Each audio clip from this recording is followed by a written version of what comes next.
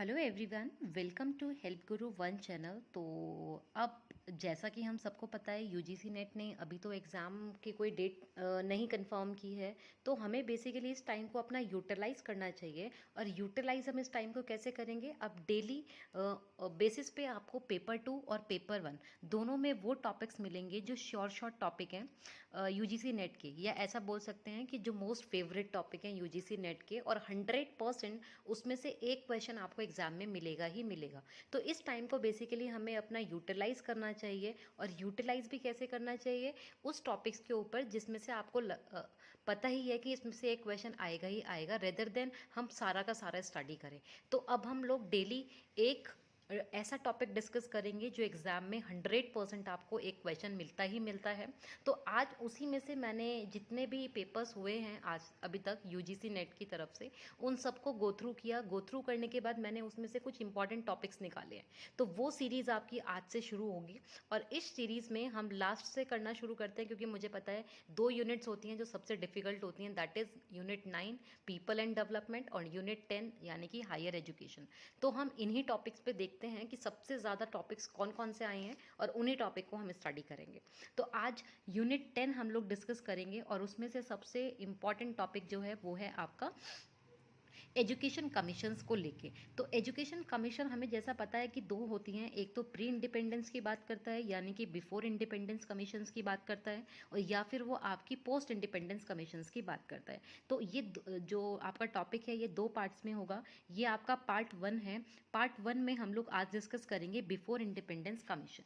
एक चीज़ मैं आपको बताती हूँ, मैंने इसमें जितनी ज़्यादा से ज़्यादा हो सकती हैं वो सारी की सारी कमिटीज़ को ऐड करने की कोशिश करी है। और डिटेल में हम लोग इतना नहीं जाएंगे, क्योंकि अब इतना टाइम हमारे पास नहीं है कि हम उसको डिटेल में पढ़ने लगे। तो 1 लाइनर आपको मिलेंगे, यानी कि हर एक एक्ट के अंदर वो इम्पॉर्टेंट स्टेटमेंट्स जिनको लेके पेपर में क्वेश्चन पूछा ही गया है। तो अब हम उन्हीं स्टेटमेंट्स को देखते हैं और उन्हीं एक्ट्स के बारे में डिस्कस करते हैं। तो इसमें बेसिकली आपका जो सबसे पहला एक्ट है या सबसे पहली जो कमीशन है वो था आपका चार्टर एक्ट 1813। अब देखिए, इनका ईयर भी याद करना और उस एक्ट के अंदर क्या रिकमेंडेशन या क्या फोकस हुआ है उसको याद करना बहुत ज़रूरी है। तो उसको आप लोग प्लीज़ समझने की कोशिश करना रेदर देन उसको रटने की। तो देखिए, हम सबसे पहले अगर हम बात करते हैं चार्टर एक्ट 1813 की, तो इसमें क्या इस्टेब्लिशमेंट किया गया? साइंटिफिक नॉलेज को स्टेबल किया गया। कि जो उस टाइम ब्रिटिश इंडिया था, उस ब्रिटिश इंडिया के अंदर इस्टेब्लिशमेंट की बात की गई साइंटिफिक नॉलेज को लेके। दूसरी चीज़ क्या इंपॉर्टेंट रही इस वाले टाइम पर? कि हिंदू कॉलेज इस्टेब्लिश किया गया कैलकाटा में। तो ये क्वेश्चन तो बहुत ही बार पूछा गया है कि हिंदू कॉलेज कब इस्टेब्लिश हुआ था, या हिंदू कॉलेज कहाँ इस्टेब्लिश हुआ था। तो सबको पता है कि हिंदू कॉलेज जो था वो इस्टेबल किया गया था कैलकाटा में, और ये आपका कंसिडर होता है आपका चार्टर एक्ट 1813 के अंदर। एक चीज़ और है, एक स्टेटमेंट है कि उस टाइम पे ना 1 लाख रुपीज़ सेंशन किए गए थे। बेसिकली वो किस चीज़ के लिए? कि हम जितने भी इंडियंस लर्नर हैं उन सबको हम मॉडर्न साइंस के लिए इनकरेज करें।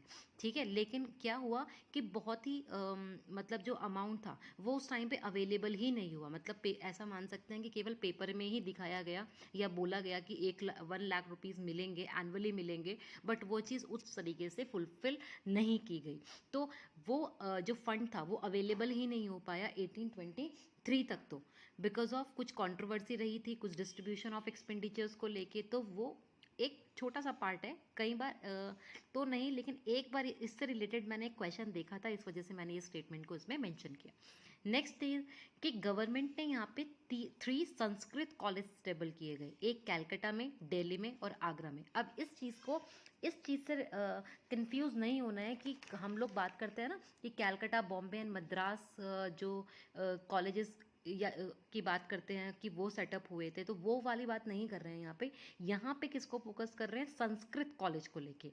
तो गवर्नमेंट ने सबसे पहले चार्टर एक्ट के अंदर ही 3 संस्कृत कॉलेज को स्टेबल करने की बात की थी, या सेटअप हुए थे, कैलकाटा, दिल्ली एंड आगरा। अब जो कैलकाटा कॉलेज सेटअप हुआ था 1817 में, वो बेसिकली एफर्ट्स थे राजा राम मोहन राय जी के। उन्हीं के एफर्ट्स की वजह से कैलकाटा कॉलेज सेटअप किया गया 1870 में। तो एक क्वेश्चन यहाँ से भी बनता है ज़्यादातर कि ये जो कैलकाटा कॉलेज है ये कब सेटअप हुआ था? 1817 में। एंड इसी से दूसरा क्वेश्चन बनता है कि किसके एफर्ट से था? राजा राम मोहन राय जी के एफर्ट से था। सेकेंड थिंग, हम बात करते हैं एल्फिंस्टोन रिपोर्ट की। ये बहुत छोटी सी रिपोर्ट है बेसिकली, तो ये बहुत कम लोग बताते हैं और कुछ लोग बताते भी नहीं हैं, लेकिन इससे एक क्वेश्चन आता है कि इस रिपोर्ट के अंदर क्या चीज़ रिकमेंड की गई या किसको यहाँ पर सजेस्ट किया गया। तो यहाँ पे जो सजेशंस दिया गया था वो टीचर्स की ट्रेनिंग को लेके दिया गया, कि जो भी टीचर्स हैं जो पढ़ाई कराते हैं उनकी ट्रेनिंग को भी फोकस किया जाए, उनको भी सजेस्ट किया जाए कि आपकी ट्रेनिंग हो, क्योंकि अगर वो अच्छा ट्रेन करेंगे तभी तो वो अच्छा पढ़ा पाएंगे। तो यहाँ पे सजेशंस दिया गया था ट्रेनिंग देने के लिए। दूसरी चीज़ यहाँ पे रिकमेंड किया गया कि जो डिस्ट्रिक्ट एग्जामिनेशन ऑफिसर्स हैं या स्कूल सुपरवाइज़र हैं वो डिस्ट्रिक्ट मतलब अपॉइंट किए जाएं, डिस्ट्रिक्ट लेवल पे अपॉइंट किए जाएं आपके एग्जामिनेशन ऑफिसर्स और स्कूल सुपरवाइज़र। थर्ड थिंग या थर्ड जो कमीशन की बात करते हैं वो है आपकी मैक्यूले मिनट्स 1835। अब देखिए, सबसे पहला जो आपका था वो क्या था? 1813, 1813 की बात करी। सेकंड में बात की गई 1823 में। उसके बाद जो आया वो आया 1835 की बात कर रहे हैं मैक्यूले मिनट्स में। मैक्यूले मिनट्स में देखिए, जो फिर से वही चीज़ है, जिन जिन पॉइंट्स को मैंने रेड किया हुआ है ये आपकी स्टेटमेंट वो हैं जो पेपर में मिली हुई हैं। तो देखिए, मैक्यूले मिनट क्या बोलता है कि इसको हम डाउनवर्ड फिल्ट्रेशन थ्योरी भी बोलते हैं। तो ये क्वेश्चन भी एक बार आया था कि डाउनवर्ड फिल्ट्रेशन थ्योरी किसको बोला जाता है। तो ये बेसिकली आपका मैक्यूले मिनट्स 1835 है। और इसी के अंदर इंट्रोड्यूस किया गया इंग्लिश को, कि इंडियन एजुकेशन जो सिस्टम है इस सिस्टम के अंदर इंग्लिश को भी मतलब इंट्रोड्यूस करें, इंग्लिश भी पढ़ाया जाए। दूसरी चीज़ इसके अंदर आया कि यहाँ पे remove age related बाइसनेस secular free from prejudice, कि यहाँ पे एज रिलेटेड जो बाइसनेस थी उसको रिमूव करने की बात करी गई। और फेवर किया गया एंग्लिसिस्ट को। अब देखिए, एक ना कंट्रोवर्सी हुई थी ओरिएंटलिस्ट और एंग्लिस्ट के बीच में। तो जो एंग्लिस्ट थे बेसिकली वो बिलीव करते थे कि साइंटिफिक जो एजुकेशन है वो बहुत इंपॉर्टेंट है, ठीक है। लेकिन जो आपके ओरिएंटलिस्ट थे, ओरिएंटलिस्ट क्या बिलीव करते थे? ट्रेडिशनल एजुकेशन के बारे में वो बात करते थे कि वर्नैकुलर जो लैंग्वेज होती है, वर्नैकुलर लैंग्वेज होती है जो आपकी जैसे हम अपनी बोल सकते हैं मदर टंग या नेटिव लैंग्वेज में जो हम बात करते थे, हिंदी है, आपका संस्कृत है, या आपका जो भी मतलब प्राइमरी जो आपकी लैंग्वेज है बेसिकली, उसको यहाँ पे फोकस किया गया था ओरिएंटलिस्ट के थ्रू। लेकिन जो एंग्लिस्ट थे वो बिलीव करते थे कि साइंटिफिक एजुकेशन होनी चाहिए, ठीक है। और जो आपके एंग्लिस्ट थे वही फेवर कर रहे थे कि इंग्लिश लैंग्वेज को आपको मीडियम बनाना चाहिए रेदर देन इंडियन लैंग्वेज को। तो इसीलिए जो ये मैकले मिनट्स था इसने फेवर किया एंग्लिस्ट को, यानी कि ये ट्रेडिशनल वालों को हटा रहा था और जो एंग्लिस्ट थे उनको ये फेवर कर रहा था। और उनका क्या फेवर था कि आपके लिए साइंटिफिक एजुकेशन ज़रूरी है। इससे पहली वाला जो अभी हमने पढ़ा था चार्टर एक्ट, उसके अंदर साइंटिफिक नॉलेज की बात की गई थी ना, तो वहीं से ये सब चीज़ें निकल कर आई थी। अब यहाँ पे फिर फेवर किया गया, मतलब English made as a medium of instruction only open a few English schools and college instead of mass education. अब एक चीज़ और है, यहाँ पर मास एजुकेशन की बात नहीं की गई थी। यहाँ पे जो इंग्लिश एजुकेशन की बात की जा रही थी या इंग्लिश को इंस्ट्रक्शन बना रहे थे पढ़ने के लिए, मीडियम ऑफ इंस्ट्रक्शन दे रहे थे, वो पर्टिकुलर कुछ जगह के लिए था। वो कुछ फ्यू इंग्लिश स्कूल खोलने की बात करी गई थी। कुछ यानी कि ऐसा मान सकते हैं कि जो थोड़ा रिच फैमिली से थे वो पढ़ सकते थे, जो थोड़ा मतलब पुअर फैमिली से बिलोंग करते थे वो उस चीज़ को नहीं पढ़ पा रहे थे। तो यहाँ पे मास एजुकेशन को ना फोकस करके केवल ये लोग कुछ फ्यू इंग्लिश स्कूल्स को खोलने की रिकमेंडेशंस दी गई थी। अब अगर आप केवल इतना याद करना चाहें कि मैकुले मिनट्स है क्या, तो ओवरऑल जो ये पूरा का पूरा मैकुले मिनट्स है ये प्रमोट कर रहा था केवल इंग्लिश लिटरेचर को, और ये अवॉइड कर रहा था संस्कृत, अरेबिक, पेरिशियन लिटरेचर। और जो अभी मैं आपको बात बता रही थी वर्नैकुलर लैंग्वेज, यही वर्नैकुलर लैंग्वेज था कि संस्कृत है, अरेबिक है, हिंदी है, पेरिशियन है, इन सब को वो बोल रहा था इसको हटाओ और इसकी जगह केवल आप इंग्लिश लिटरेचर को लेकर आओ। नेक्स्ट है आपके पास वुड डिस्पैच 1854। ये भी आपका बहुत इंपॉर्टेंट है और कहीं ना कहीं नेट का बहुत फेवरेट टॉपिक है। इसको बोला जाता था मैग्ना कार्टे ऑफ इंग्लिश एजुकेशन। अब ये भी इसको मैग्ना कार्टे रिपोर्ट भी बोलते हैं। और यहाँ पे सजेस्ट की गई थी आपकी 3 यूनिवर्सिटीज़ एमसीबी, एमसीबी यानी कि मद्रास, कैलकाटा एंड बॉम्बे की बात की गई थी, जो आपकी सेटअप हुई थी 1857 में। ये ध्यान रखिएगा, 1854 अगर दिया ऑप्शन में तो वो आपका आंसर नहीं है, क्योंकि वो तो केवल इसमें सजेस्ट किया गया, लेकिन बनाया कब गया था? 1857 में। इंग्लिश वॉज इम्पॉर्टेंट है। अब इसने बोली ये वाली बात कि इंग्लिश इंपॉर्टेंट तो है, बट कहीं कहीं कहीं जगह पर आपको वर्नाकुलर लैंग्वेज को भी तो यूज़ करना चाहिए। तो इसने ये वाली बात बोली कि भैया आप हर तरीके से इंग्लिश को मत प्रमोट करो, आप कहीं ना कुछ जगह पर वर्नाकुलर लैंग्वेज को अभी रहने दो। सिस्टमैटिक हिरारकी इन्होंने बात करी कि जो आपके प्राइमरी स्कूल्स हैं विलेजेस में हैं, और आप जब नीचे से ऊपर यानी कि अपनी स्टडीज़ कर रहे हैं डिस्ट्रिक्ट लेवल पे या यूनिवर्सिटी लेवल पे, तो उस तरीके से आप उसको हिरारिकल फॉलो करो। शुरू में आप वर्नाकुलर लैंग्वेजेस में अपनी स्टडीज़ करवाओ और बाद में धीरे धीरे करके उसको अपग्रेड करो। रिकमेंड किया गया English as a medium of instruction for higher studies and vernacular को स्कूल लेवल। जैसे मैंने अभी बोला कि आप बेसिक लैंग्वेज यानी कि स्कूल लेवल पे आप वर्नाकुलर को रखो, और जैसे जैसे आप आगे बढ़ोगे, आप हायर स्टडीज़ पे जाओगे, तब आपको इंग्लिश लैंग्वेज को फोकस करना चाहिए। तो वुड डिस्पैच बहुत इंपॉर्टेंट है, क्योंकि यहाँ से एक क्वेश्चन बनता है आपका कौन सा? मैग्ना कार्टे को लेके, कि मैग्ना कार्टे क्या था? वुड डिस्पैच में आया था, और इसी के अंदर सजेस्ट किया गया आपका मद्रास, कैलकाटा एंड बॉम्बे। और सबसे इंपॉर्टेंट बात कि इसके अंदर आपको रिकमेंड तो किया गया इंग्लिश को आपको इंपॉर्टेंट है, लेकिन वर्नाकुलर को भी बेसिक लैंग्वेज के लिए बोला गया। Next that is Hunter commission 1882 and 83। Hunter commission का दूसरा नाम है आपका इंडियन एजुकेशन कमीशन। ये भी बहुत बार पूछा था कि इंडियन एजुकेशन कमीशन का दूसरा नाम क्या है? दूसरा नाम है Hunter commission. University curriculum based on academic as well as vocational, so student helps in near future. यहाँ पे क्या बात करी गई? यहाँ पे बात करी गई कि जो यूनिवर्सिटी का करिकुलम है ना, वो किसको लेके होना चाहिए? वो होना चाहिए आपका अकेडमिक को लेके भी होना चाहिए, और साथ ही साथ आपका वोकेशनल को भी लेके होना चाहिए। यानी कि आप केवल पढ़ाई पे फोकस मत करवाओ, साथ साथ आप उसको फ्यूचर को भी देखो कि उसको फ्यूचर में क्या करना है। यहाँ पर भी सेम चीज़ बोली गई कि जो प्राइमरी एजुकेशन है उसको आपको इम्पार्ट करना चाहिए वर्नाकुलर लैंग्वेज में विद स्पेशल केयर। क्यों? क्या ये होता है कि जो बेसिक लैंग्वेज होती है ना, उसमें बच्चा जल्दी ग्रास्प करने की कोशिश करता है, तो इसीलिए ये बोलना चाह रहे हैं यहाँ पर भी कि जो आपकी प्राइमरी एजुकेशन है उसको आप वर्नाकुलर लैंग्वेज में ही कराओ, और आगे जैसे जैसे आओगे उसमें आप इंग्लिश करा लो। यहाँ पे रिकमेंड किया गया कि जो ट्रांसफ़र ऑफ कंट्रोल है प्राइमरी एजुकेशन को लेके, वो आपको डिस्ट्रिक्ट और म्यूनसिपल बोर्ड को दे देना चाहिए। एक सबसे इंपॉर्टेंट क्वेश्चन जो यहाँ से बनता है वो क्या है कि हंटर कमीशन के अंदर सेकेंडरी एजुकेशन को लेके इन्होंने बोला कि जो सेकेंडरी एजुकेशन है उसके अंदर यानी कि 10th क्लास में 2 डिविजन्स दे दिए, एक लिटरेसी और वोकेशनल। जैसा कि मैंने अभी आपको शुरू में लिखा था कि यहाँ पे उन्होंने बोला कि आपको जो करिकुलम है वो करिकुलम कैसे डिज़ाइन करना है, लिटरेसी में भी और वोकेशनल में भी। तो ये क्वेश्चन पूछा जाता है कि डिविजनल सेकेंडरी एजुकेशन कहाँ दिया गया था? हंटर कमीशन में दिया था, और दूसरा नाम अगर पूछा दिया जाए इंडियन एजुकेशन कमीशन, तो वो भी यहाँ पर यही आएगा। नेक्स्ट दैट इज आपका यूनिवर्सिटी कमीशन 1902। यूनिवर्सिटी कमीशन जो है आपका, ये आपका अपॉइंट किया गया था बाय लॉर्ड कर्जन का, और जो यहाँ पे चेयरमैनशिप थी वो थी सर थॉमस रिलीजन की। ये भी क्वेश्चन था एक बार कि यूनिवर्सिटी कमीशन किसकी अपॉइंटमेंट के अंदर, किसकी चेयरमैनशिप के अंदर था, या कौन अपॉइंट किए गए थे? तो लॉर्ड कर्जन यहाँ पे अपॉइंट किए गए थे, और चेयरमैन थे यहाँ पे सर थॉमस रिलीजन।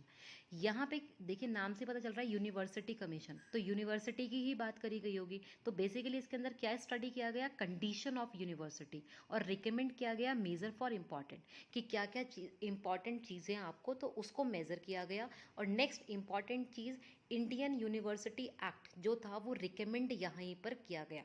तो ये भी क्वेश्चन पूछा जाता है, 2 क्वेश्चन पूछे जाते हैं कि इंडियन यूनिवर्सिटी एक्ट कब रिकमेंड हुआ था, कौन सी कमीशन के अंदर रिकमेंड हुआ था, और कब रिकमेंड हुआ था। तो बना था, ये सेटअप हुआ था 1904 में यानी कि 1904 में, लेकिन रिकमेंडेशन हुई थी 1902 में यूनिवर्सिटी कमीशन के अंदर, और इसी के अंदर इंट्रोड्यूस हुए अब एफिलिएशन ऑफ कॉलेजेस के बारे में यहाँ पर बात की गई। तो सबसे इंपॉर्टेंट चीज़ जो इसके अंदर है वो यही है कि यहाँ पे जो यूनिवर्सिटी की कंडीशंस थी उन सबको स्टडी किया गया, और यहाँ से IUA that means Indian university act को रिकमेंड किया गया। Next that is national council of education 1906 यानी कि NCE। ये आपका फाउंड किया गया सतीश चंद्र मुखर्जी की तरह के थ्रू, और जितने भी आपके जो इंडियन स्वदेशी लीडर्स थे उनके थ्रू। और यहाँ पे एक national college with Aurobindo Ghosh as a principal was started in Calcutta, और प्रमोट किया गया यहाँ पर फिजिकल और मोरल एजुकेशन के बारे में। इतना इंपॉर्टेंट नहीं है इसमें से। एक क्वेश्चन मैंने देखा था वो यही था कि एनसीई का ईयर पूछा था 1906, और नेक्स्ट इंपॉर्टेंट चीज़ थी कि क्या प्रमोट किया गया यहाँ पर, फिजिकल और मोरल एजुकेशन को प्रमोट किया गया। इम्पॉर्टेंट और फिर से यूजीसी का एक favourite question, that is Sedler commission. Sedler commission 1917, और इसी का दूसरा नाम है कैलकाटा यूनिवर्सिटी कमीशन। ये फोकस कर रहा था अब यहाँ पर दो चीज़ों को लेके, एक तो हायर एजुकेशन जो सारे ही कर रहे थे अभी तक तो, और इसी के अंदर एक नई चीज़ आई है विमेन एजुकेशन। इससे पहले अभी विमेन एजुकेशन के बारे में ज़्यादा बात ही नहीं की गई, फोकस ही नहीं किया गया, बट सेडलर जी आए और सेडलर जी ने आके क्या कर दिया, फोकस कर दिया भैया हायर एजुकेशन को लेके और विमेन एजुकेशन को लेके। और इसी के अंदर डिग्री कोर्स इंट्रोड्यूस किया गया 3 इयर्स को लेके, और सेपरेशन की बात करी गई भाई कि जो रेगुलर कोर्स है ना वहाँ से ऑनर्स को अलग करो, ऑनर फ्रॉम रेगुलर कोर्स से आपको सेपरेट करना है। यहाँ पे सेटअप किया गया केप को, ठीक है। और केप के अलावा अब जो सेकंड चीज़ थी यहाँ पे ये भी बोला गया कि जो स्टूडेंट होंगे वो एंटर करेंगे यूनिवर्सिटीज़ में आफ्टर 12th, यानी कि 12th क्लास के बाद ही आप किसके अंदर एंटर कर सकते हो, यूनिवर्सिटी के अंदर एंटर कर सकते हो। और इसी के अंदर जो अभी मैंने आपको बताया केप को लेकर एक्चुअली दो स्टेटमेंट है, क्योंकि एक बार ये आया था, फिर ये अबॉलिश किया गया, फिर ये दोबारा आया था। तो सबसे पहले जो अभी शुरू वाली बात हो रही है वो आपका सेडलर कमीशन में, यानी कि केप की बात जो हो रही है वो सेडलर कमीशन 1917 में बात कर रहे हैं कि यहाँ पे इसको सेट किया गया। Next that is Hartog commission. Hartog commission 1929 है, ये भी बहुत इंपॉर्टेंट है। अब हरतोक में लेकिन एक चीज़ ध्यान रखिएगा, यहाँ पर केवल टीचर्स ट्रेनिंग को लेके ही बात की गई। यहाँ पे केवल टीचर्स से रिलेटेड चीज़ों के बारे में बात की गई, रिपोर्ट बनाई गई डेवलपमेंट ऑफ एजुकेशन को कैसे हम डेवलप कर सकते हैं। फिर से यहाँ पे सजेशन दिया गया केप को लेके। देखिए मैंने आपको अभी पहले बताया था, एक बार आया 1917 में, फिर इसको अबॉलिश कर दिया गया था, और दोबारा से ही आया था 1929 में। सजेस्ट हुआ था कि इसको लेकर दोबारा आना चाहिए, और ये एम्फेसाइज करते थे आपकी प्राइमरी एजुकेशन को लेके। और यहाँ पे बोला क्या कि जो डिजर्विंग स्टूडेंट है केवल उन्हीं को आगे फर्दर स्टडीज़ के लिए जाना चाहिए, हाई स्कूल्स के लिए जाना चाहिए, और जो आपके एवरेज स्टूडेंट होते हैं उनको वोकेशनल कोर्सेज के लिए जाना चाहिए 8th क्लास के बाद, क्योंकि कई बच्चे ऐसे होते हैं जिनका पढ़ाई में उतना इंटरेस्ट नहीं होता जितना उनको फर्दर चीज़ों को लेके होता है। तो यहाँ पे यही बोला गया कि जो डिज़र्व करते हैं स्टूडेंट केवल उन्हीं को आगे जाना चाहिए, रेदर देन आप एजुकेशन सिस्टम में बाकी बच्चों को आपको 8th के बाद वोकेशनल कोर्सेज के लिए एंटर करवाना चाहिए। नेक्स्ट सप्रू कमीशन 1934 है। सप्रू कमीशन क्या था, इसमें से एक ही चीज़ पूछी जाती है कि अनएम्प्लॉयमेंट को एग्जामिन कौन करता है या कौन कमीशन करती है, वो है आपकी सप्रू कमीशन 1934। और यहाँ पे रिकमेंड किया गया वोकेशनल एजुकेशन को लेके डाइवर्सिफाई किए गए कोर्सेज, और 3 इयर्स डिग्री कोर्स को यहाँ पे रिकमेंड किया गया। इससे रिलेटेड सबसे इंपॉर्टेंट चीज़ यही है कि ये यूपी गवर्नमेंट की तरफ से सेटअप हुआ था, और ये अनएम्प्लॉयमेंट से रिलेटेड है। सेकेंड वर्धा स्कीम 1937, ये तो सभी को याद रहती है, गांधी जी फिलॉसफी भी बोलते हैं इसको, नई तालीम भी बोलते हैं, बुनियादी तालीम भी बोलते हैं, बेसिक एजुकेशन भी बोलते हैं। और ये जाकिर हुसैन जी की कमेटी थी। यहाँ पे बोला गया कि फ्री एनवायरनमेंट होना चाहिए टीचर और स्टूडेंट को लेके, और इंस्ट्रक्शन जो होने चाहिए वो आपके मदर टंग में होना चाहिए, और हैंडीक्राफ्ट से रिलेटेड जो भी आपके चीज़ें हैं उनको भी आपको इंक्लूड करना चाहिए सिलेबस के अंदर। और यहाँ पर बताया गया कि जो 7 ईयर की शुरू की स्टडीज़ होती है वो फ्री एजुकेशन होनी चाहिए, सो दैट जितने भी पुअर लोग हों वो सारे के सारे भी एजुकेशन को ले पाएँ। सर्जेंट रिपोर्ट 1944, ये लास्ट रिपोर्ट थी, और इससे रिलेटेड तो एक ही क्वेश्चन आता है कि पोस्ट इंडिपेंडेंस कमेटी या आपका जब इंडिपेंडेंस हुआ उससे टिक इमीडिएट पहले कौन सी रिपोर्ट आई थी, तो वो सर्जेंट रिपोर्ट थी। इसको हम post war education development report भी बोलते हैं। और ये कंपलसरी किया गया है यहाँ पे एलिमेंट्री एजुकेशन को, अबॉलिश किए गए इंटरमीडिएट कोर्सेज जो लॉन्च किए गए थे उनको अबॉलिश किया गया, और स्ट्रेस यानी कि फोकस किया गया फिजिकल एजुकेशन को लेके और टीचर्स ट्रेनिंग को लेके। तो देखिए जितने इसमें रेड पॉइंट्स हैं उनको प्लीज़ आप स्किप मत कीजिएगा, उसको आपको ढंग से मतलब कहीं नोट डाउन करना है या पढ़ना है, क्योंकि उसी वो स्टेटमेंट्स हैं जो एग्ज़ाम में पूछी गई हैं। और उसके अलावा अब नेक्स्ट जो वीडियो आएगा उसके अंदर आपको पोस्ट इंडिपेंडेंस से रिलेटेड सारी कमिटीज़ में कराऊंगी। वो आपको मोस्ट प्रोबेबली कल या परसों तक वो आपको मिल जाएगा। तो इससे रिलेटेड आपको जो भी डाउट होगा आप कमेंट सेक्शन में लिख सकते हैं, और या जो भी आपका फर्दर आप लोग इससे रिलेटेड एमसीक्यूज चाहते हैं तो वो भी आप बात बता सकते हैं मुझे, तो मैं उससे रिलेटेड एमसीक्यू सीरीज़ भी लेकर आऊँगी। सो आज के लिए इतना ही। Thank you so much and keep learning with help Guru one. Thank you so much.